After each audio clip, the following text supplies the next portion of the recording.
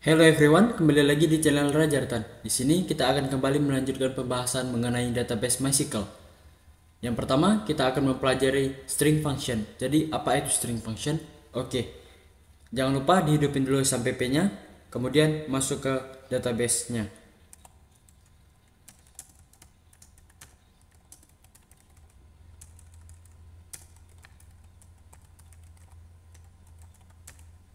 Oke, jangan lupa passwordnya.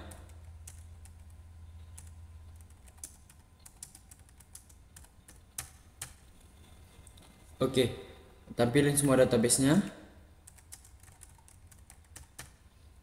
Masuk ke database belajar.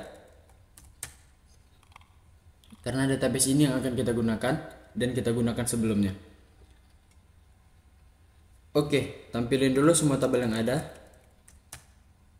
Nah, seperti ini. Jadi sini kita akan menggunakan tabel admin. Oke. Coba kita tampilin. Jadi apa itu string function? Jadi string function ini bisa mengubah bentuk-bentuk string menjadi uppercase, lowercase, dan lain-lain. Jadi apa itu string function? Jadi string function ini bisa mengubah-ubah bentuk dari string. Bisa menjadi uppercase, yaitu huruf besar semua, dan lowercase, huruf kecil semua. Pertama kita tampilin yang lowercase dulu. Oke, kita describe dulu tabelnya.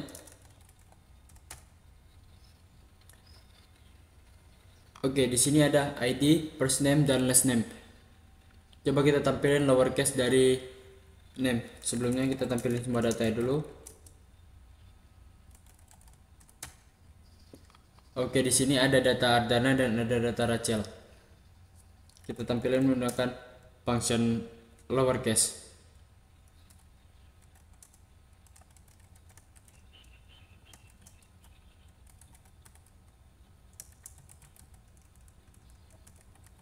Jadi first name,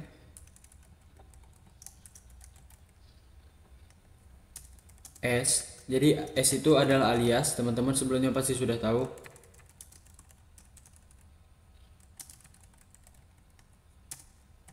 From apa? From tabel admin.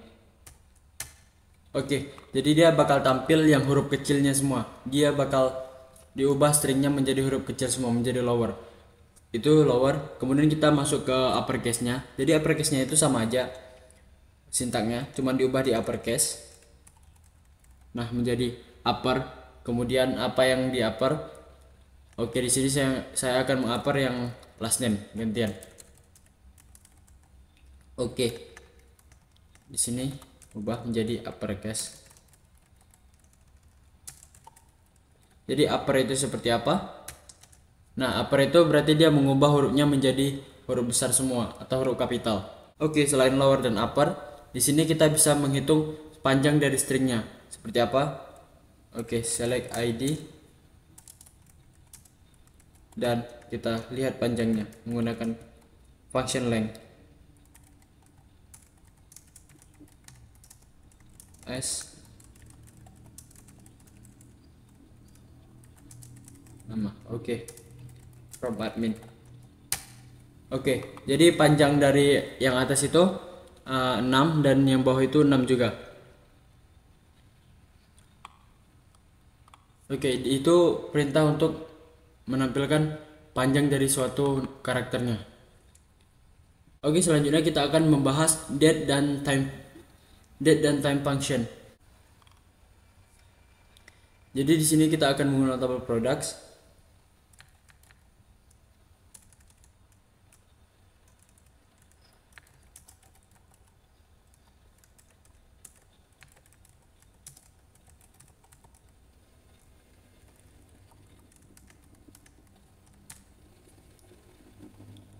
Nah, di sini kita akan menambahkan satu kolom baru, yaitu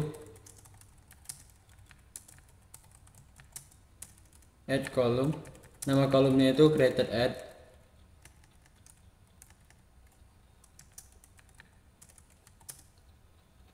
Tipe datanya itu timestamp. Kemudian itu adalah tipe data waktu. defaultnya itu current.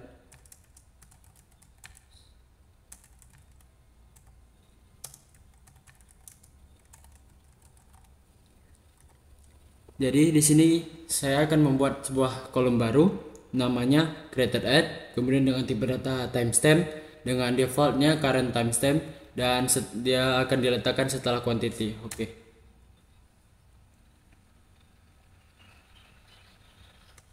Oke, jadi di sini kenapa error? Lagi-lagi saya lupa menyebutkan nama tabelnya.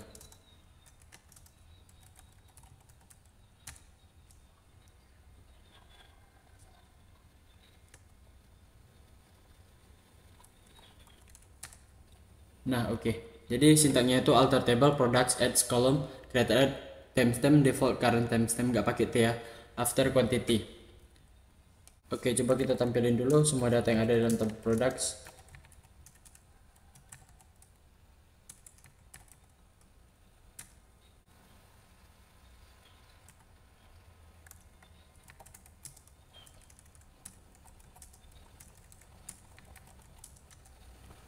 Nah, di sini created at itu udah defaultnya udah terisi sebagai current timestamp, jadi waktu yang sekarang itu. Kemudian di sini kita akan membahas date dan time function. Jadi cara menggunakannya itu kita bisa mengambil hanya waktunya saja, hanya tahunnya saja. Di sini saya contohkan hanya tahunnya saja, teman-teman. Jadi di dalam date dan time function ini kita bisa mengambil tahun, bulan, seperti itu. Di sini saya akan mencontohkan tahun dan bulan saja. Teman-teman bisa contohkan yang lain seperti tanggal, jam, dan lain-lain.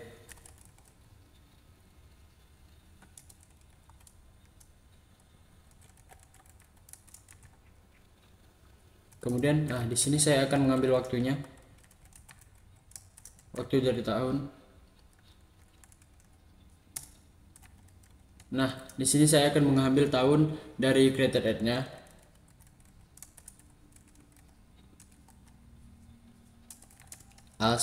Alias to year. Kemudian saya akan mengambil bulannya dari created at juga. Dari tabel apa? Dari tabel admin. Sini jangan lupa buat as.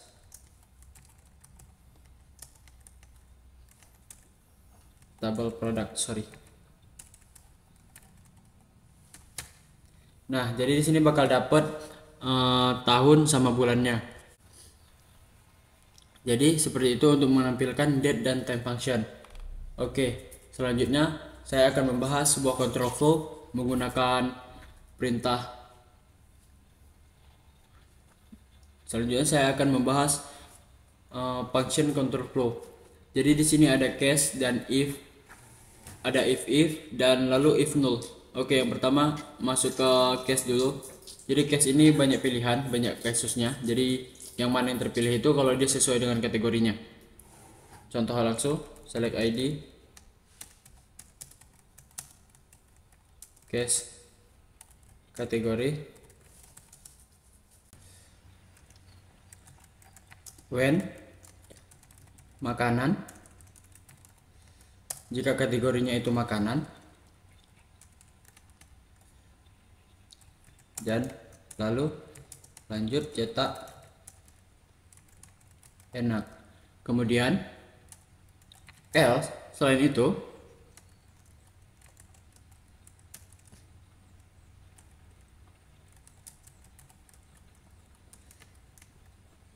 apaan itu? And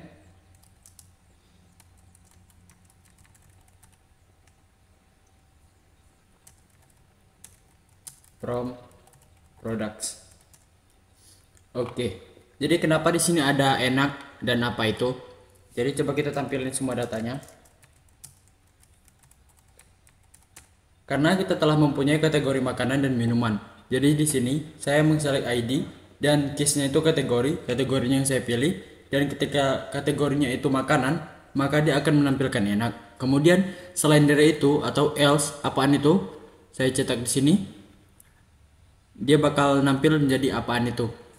Jadi end programnya, jadi end perintahnya itu selesai. Jadi S kategori. Jadi saya akan mengambilnya, menselectnya ini cuman dari kategori. Oke, selain case ada juga if. Jadi if ini adalah sebuah logika. Sebagai contoh seperti ini. Select ID, price. Di sini kan kita mempunyai price, kolom price. If di sini kita buat sebuah logika, if jika price lebih kecil atau sama dengan 20.000, maka cetak murah. Selain dari itu, maka cetak mahal. Dari mana? Dari tabel products. Oke. Nah, di sini saya lupa membuat S-nya. Jadi, cara bacanya itu select ID, price, dan jika price lebih kecil atau sama 20.000, maka dia mencetak murah. Maka selain dari itu, dia cetak mahal. Dari tabel mana? Dari tabel products. Oke. Di sini yang dicetak murah itu yang 20.000 dan di bawah 20.000. Yang lebih dari 20.000 itu dicetak mahal. Oke, selain if juga ada if. Ini seperti apa? Saya select aja yang dari atas tadi.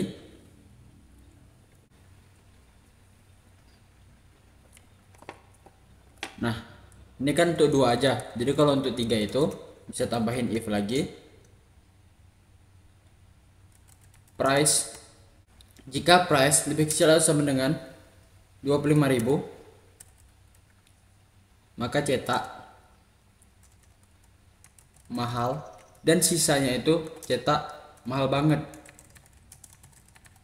Nah, dari tabel apa? Dari tabel produk. Kemudian jangan lupa buat S harga. Oke. Tampilin. Oke, kenapa di sini error? Karena di sini saya membuka kurung pertama dan buka kurung kedua, tetapi saya lupa menutupnya pada kurung keduanya. Oke. Oke, jadi kenapa di sini error? Jadi di sini saya tidak membuat perintah untuk yang if pertama. Oke. Nah, tampil. Jadi ID 1 ini yang 15.000 ini kan murah. Karena dia di bawah 20.000 atau sama dengan 20.000. Kalau dia yang 25.000, maka dia cetak mahal. Di sini tidak ada yang lebih dari 25.000, maka tidak tercetak mahal banget. Coba kita update.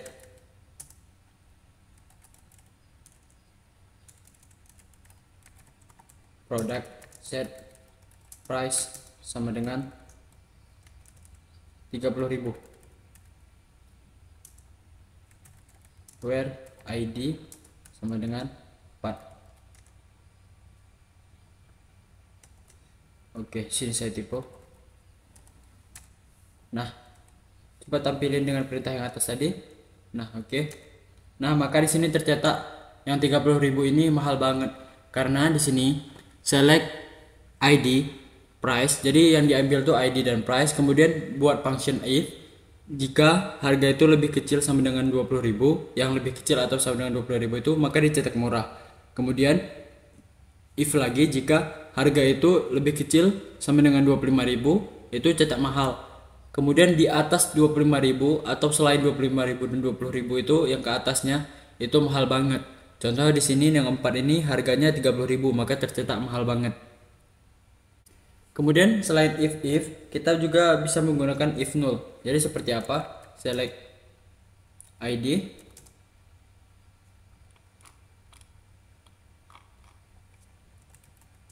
name, description. Nah, kemudian di sini kita buat functionnya if null, tentunya if null dari kolom apa?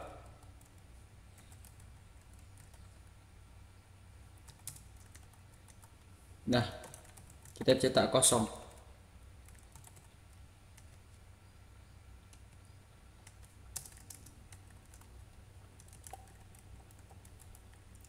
deskripsi.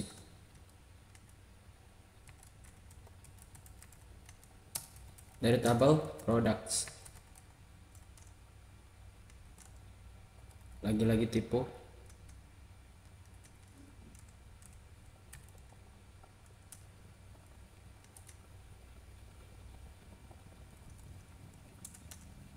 Nah,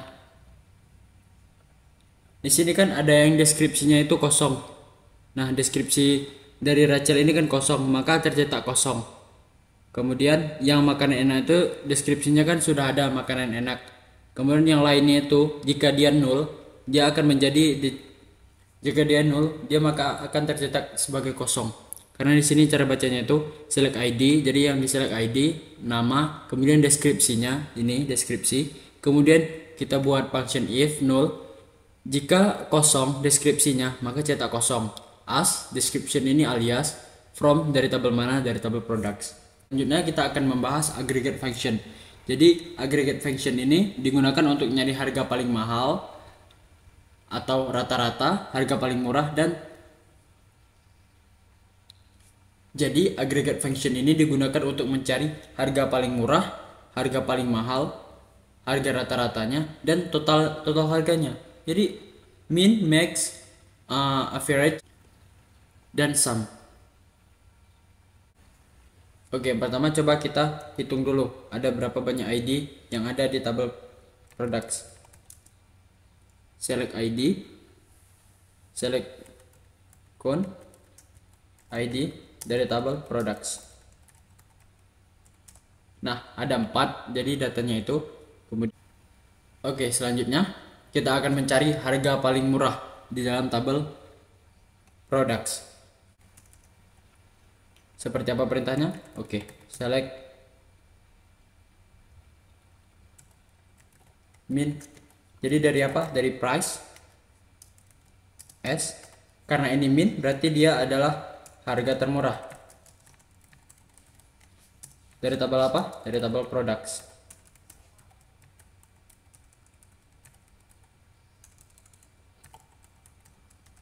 Oke, jadi harga termurah dari tabel products itu adalah 15.000. Kemudian kita akan mencari harga termahal. Berapa sih harga termahal di dalam tabel products? Teman-teman pasti udah nebak harga termahalnya itu.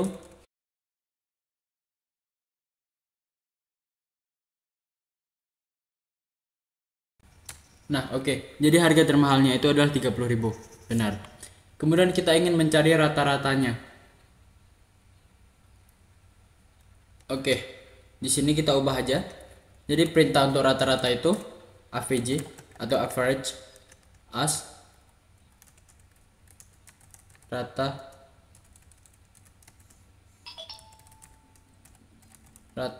harga. Dari tabel apa? Tentunya dari tabel products. Oke, berapa rata-rata dari semua harga yang ada? Nah, jadi telah muncul rata-rata dari semua nilai yang ada di dalam tabel products. Oke, yang pertama tadi kita kan udah mencari nilai termurah, kemudian termahal dengan perintahnya yang pertama itu min untuk termurah dan max untuk termahal. Kemudian untuk rata-rata itu AVG, dan yang terakhir ini kita akan mentotalkan seluruh harganya. Jadi seperti apa perintahnya? Select sum. Jadi perintah yang digunakan itu sum as total harga. Dari tabel apa? Dari tabel products. Oke. Jadi semua total harganya itu dari tabel products